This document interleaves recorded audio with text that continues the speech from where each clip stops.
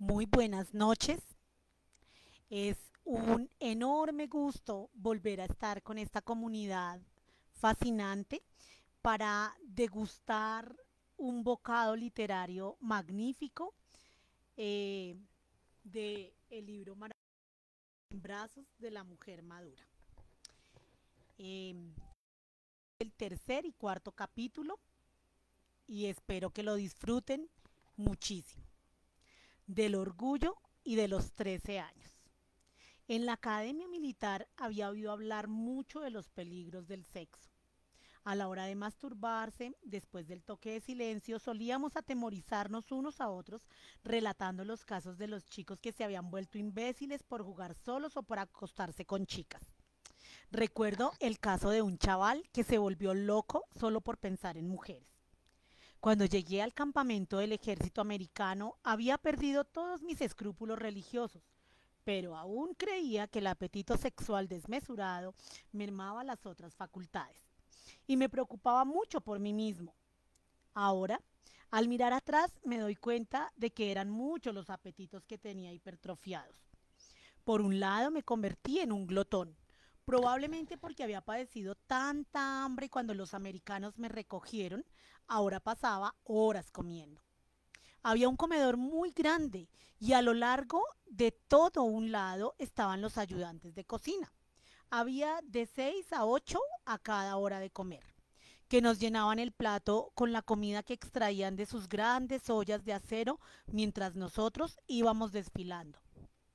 Aquellas hojuelas redondas y doradas con mantequilla y jarabe, maíz tierno, el helado y el pastel de manzana eran mis favoritos. También desarrollé un apetito insaciable por el dinero. Durante el primer mes de mi estancia en el campamento, observaba con incredulidad constante a los cocineros que echaban al cubo de la basura la grasa de freír las hamburguesas y los bistecs. Debían de tirar unos 100 litros de grasa al día, litros de oro líquido en la Europa hambrienta. Yo quería mucho a los americanos, pero me parecía que estaban locos. Al día siguiente al de mi fallida seducción de la condesa, decidí hacerme negociante y pedirle al jefe de cocina toda aquella grasa que tiraba a la basura. Al principio el hombre era reacio a tomarse la molestia de guardármela, pero cuando le dije que la quería para venderla, accedió. A partir de aquel día, cada vez que los soldados me llevaban a Salzburgo para que les consiguiera chicas del campamento de refugiados, transportaban mis latas de leche en polvo, de 20 litros cada una, llenas de grasa que yo vendía a varios restaurantes de Salzburgo que me pagaban en dinero americano. Cuando me sobraba grasa la regalaba a los refugiados que me dedicaban unas ovaciones dignas de un papa húngaro.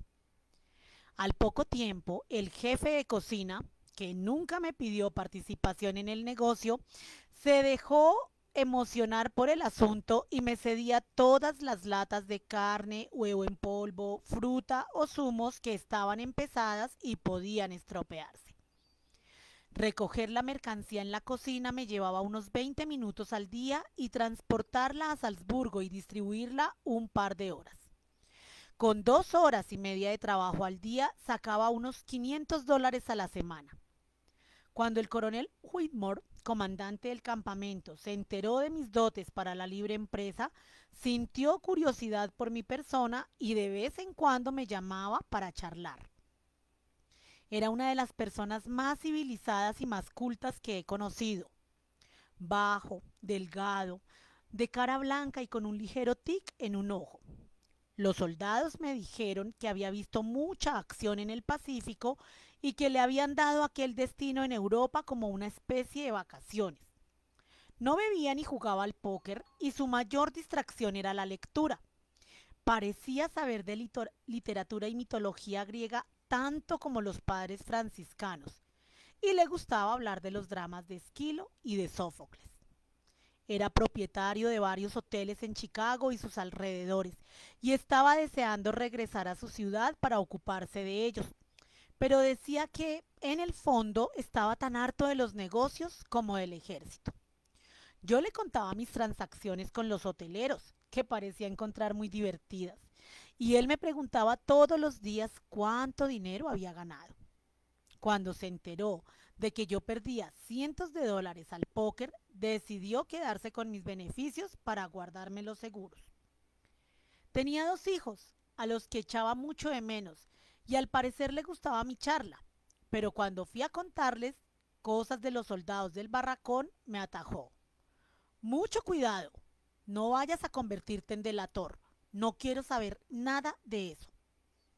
Con frecuencia me llevaba con él en sus inspecciones y yo le acompañaba el día en que visitó un almacén del ejército alemán que había que desalojar. Estaba lleno de camisas de verano que habían sido fabricadas para el ejército de Rommel en África y luego quedaron olvidadas. Según el inventario, había allí 2 millones de camisas y le pedí al comandante que me las regalara.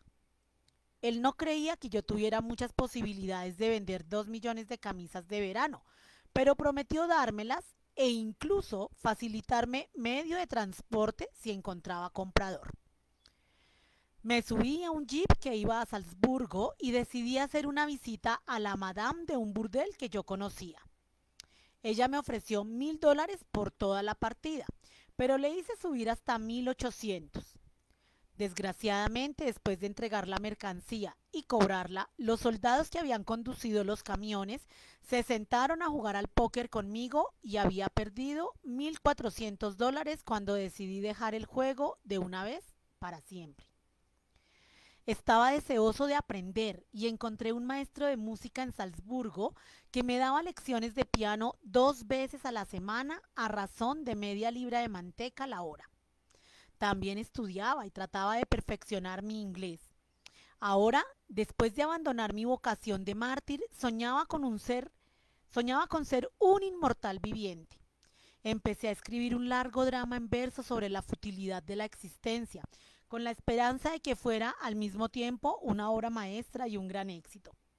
Pero en lo que con más empeño trabajaba era en el estudio de latín. No sé por qué, estaba convencido de que si no sabía latín no podría hacer nada en la vida. Durante todo ese tiempo yo seguía siendo un proxeneta virgen. Había unas cuantas putas de aspecto muy agradable, muy simpáticas, que parecían apreciarme, pero no sabía cómo hacerles una proposición por cuenta propia. Las miraba con ojos suplicantes, esperando que a alguna se le ocurriera hacerme la proposición a mí, pero era inútil. Y aunque deseaba con todas mis fuerzas acostarme con una mujer, hasta el extremo de padecer fuertes calambres, había empezado a reparar en las tristes secuelas de las transacciones puramente mercenarias. Yo observaba que los soldados, que se acostaban con la primera que llegaba, a veces casi sin mirarla siquiera, después solían estar de mal humor. Y si bien mi querida condesa solía despedirse del joven capitán con expresión del, perdón, solía despedirse del joven capitán con expresión gozosa, cuando salía del alojamiento de los otros oficiales tenía un aire muy lúgubre. Fuera lo que fuese el sexo, era evidente que se trataba de un trabajo en equipo, y yo empezaba a sospechar que los desconocidos que copulaban casi mecánicamente rara vez formaban un buen equipo. La mujer que me enseñó esta lección se llamaba Fraulein Mozart. Apareció en nuestro barracón un hermoso domingo de principios de primavera, después del almuerzo, cuando la mayoría de los soldados ya habían salido a pasar la tarde fuera. En el barracón no había más que 3 personas, 2 soldados de infantería y yo. Uno de los soldados estaba tumbado mirando revistas y el otro se afeitaba, no sin dificultades, con el espejito colocado en el alféizar de la ventana, al lado de la cama y de cara al sol. Yo estaba sentado en la cama con las piernas cruzadas estudiando verbos latinos. De pronto se abrió violentamente la puerta y nuestro autodenominado gran cómico de Brooklyn gritó alegremente: "Aquí está, chicos, Fraulein Mozart". Nuestro barracón era largo y estrecho, con 24 camas a cada lado y un pasillo de 2,5 metros. La mía quedaba hacia un extremo del barracón y cuando entró la pareja me escurrí hacia el fondo sin ser visto y me senté en el suelo detrás de la última cama, asomando solo la parte superior de la cabeza y esperando que los otros se olvidaran de mí. Fraulein Mozart era una austriaca rubia y maciza, de carne blanca y aire flemático. Llevaba la falda floreada del traje típico austriaco y una blusa negra sin mangas. Entró como si en el barracón no hubiera nadie. Los dos soldados que estaban cerca de la puerta no la saludaron. Ni siquiera parecieron advertir su llegada a pesar de la espectacular entrada que hizo su acompañante. Un tipo bajo, con las cejas negras e hirsutas y pelo de cepillo que se contoneaba, daba palmadas y se frotaba las manos, repitiendo en tono triunfal. ¿Qué os parece esto, chicos? Fraulein Mozart. La seguía trazando en el aire semicírculos descriptivos de sus curvas, pero sus camaradas no le prestaban atención. El soldado que leía Life ni siquiera levantó la mirada, y el otro volvió la mejilla enjabonada solamente un segundo y se encaró otra vez con el espejo, guiñando los ojos al sol. El mejor bocado que se ha visto nunca, insistía Brooklyn, bajándose la cremallera del pantalón ostentosamente. Fraulein Mozart avanzaba por el pasillo despacio, vacilando. Pensé que la presencia de los otros dos y la conducta de su pareja debían de cohibirla. Luego, en un tono que demostraba cuán equivocado estaba, preguntó secamente: ¿cuál es tu cama? Brooklyn se la indicó. Estaba en el centro del barracón, a unas 10 camas de donde yo me encontraba. Con la misma naturalidad que si estuviera sola, Fraulein Mozart empezó a desnudarse y tiró la blusa y el sostén en la cama vecina. Brooklyn dejó de contonearse y de dar palmadas y se quedó mirándola fijamente. Luego ella se quitó la falda, se soltó el largo cabello rubio que peinó con los dedos y se quedó plantada en el pasillo en bragas. Lo único que yo veía era su espalda ancha y blanca y sus robustas nalgas. Yo trataba desesperadamente de imaginar lo que debía de estar viendo Brooklyn, que sentado en el borde de la cama golpeaba suavemente el suelo con el pie. Los otros dos soldados seguían sin hacer caso. Esto era totalmente incomprensible para mí.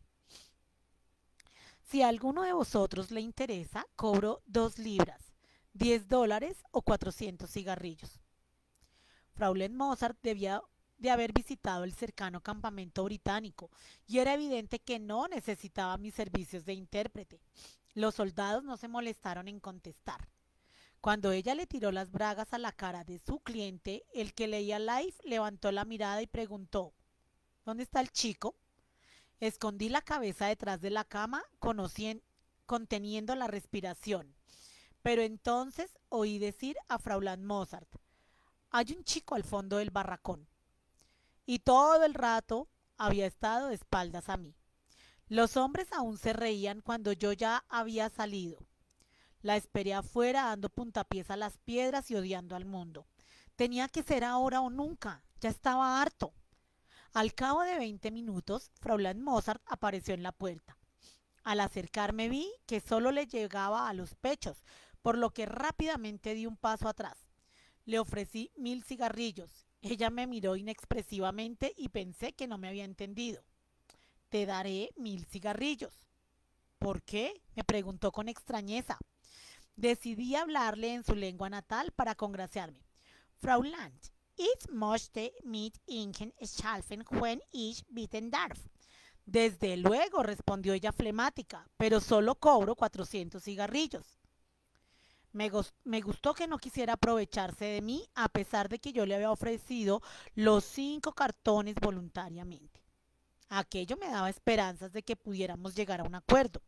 Estuve seguro de ello cuando ella misma propuso el lugar, el bosque que había entre el campamento y el pueblo más próximo.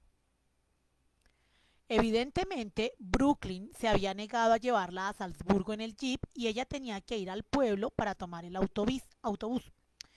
Volví al barracón a recoger los cigarrillos y una manta, andando despacio, con naturalidad porque no quería que los soldados me hicieran preguntas. Brooklyn estaba echado en la cama, desnudo, fumando y leyendo historietas.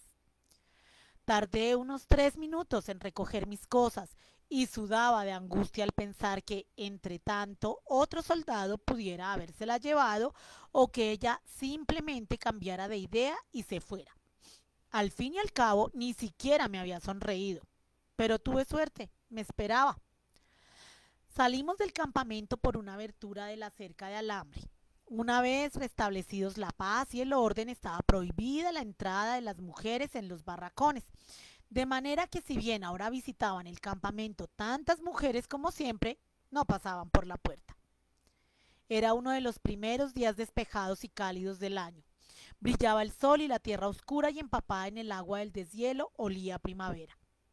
El pueblo de Neardam estaba a unos 2,5 kilómetros y no tuvimos que andar mucho para llegar al bosque. Íbamos por un camino de grava. Fraulein Mozart llevaba zapatos planos y andaba con paso largo y elástico, por lo que yo tenía que trotar para mantenerme a su lado. Ella no decía palabra ni me miraba siquiera.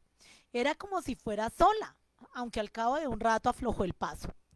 Pensé en ponerle la mano en su brazo blanco, pero desistí, ya que hubiera tenido que colgarme materialmente de él. Miré si le temblaban los pechos al andar, pero llevaba un sujetador muy ceñido y estaban tan inmóviles como su cara. De todos modos, eran grandes y redondos. Yo quería que ella supiera lo mucho que aquello significaba para mí. Du bist die erste Frau in meinem Leben. Ach so, respondió ella. Después de esta breve conversación, seguimos andando en silencio. La manta empezaba a pesarme y estaba deseando extenderla en el suelo. Yo confiaba en que, una vez echada sobre la suave manta, a mi lado se mostrara más cariñosa. Cuando llegamos al bosque, uno de esos bosquecillos que abundan en los alrededores de Salzburgo y que parecen tan bien cuidados como un parque en plena ciudad, me adelanté corriendo hasta un pequeño claro situado detrás de una peña.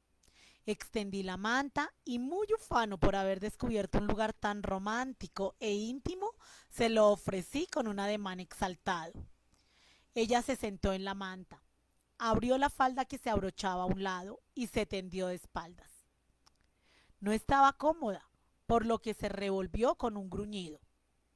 Me senté a su lado y traté de ver algo a través de la blusa y del prieto sostén. Luego contemplé su vientre blanco y la sombra que se transparentaba por la fina seda blanca de las bragas. Le puse la mano en el muslo frío y firme, palpándolo con admiración. Respiré profundamente el olor a pino y a tierra mojada y pensé que aunque se mostrara tan indiferente, por muchas veces que hubiera estado con un hombre, a la fuerza tenía que percibir mi emoción. Embriagado, hundí la cara en su regazo y debí de quedarme algún tiempo inmóvil porque le oí decir que me diera prisa. Por fin había expresión en su voz, pero era de impaciencia. Más schnell. Me sentí terriblemente ofendido. Sin una palabra me levanté y empecé a dar tirones a la manta. No habría tocado a aquella mujer ni por todos los placeres del paraíso. ¿What wills do? Preguntó ella con ligera impaciencia. Le dije que había cambiado de idea. Ok, respondió. Juntos caminamos hasta el linde del bosque donde le di los cartones de cigarrillos. Ella se alejó hacia el pueblo y yo regresé al campamento con la manta debajo del brazo. Capítulo 4. De las niñas.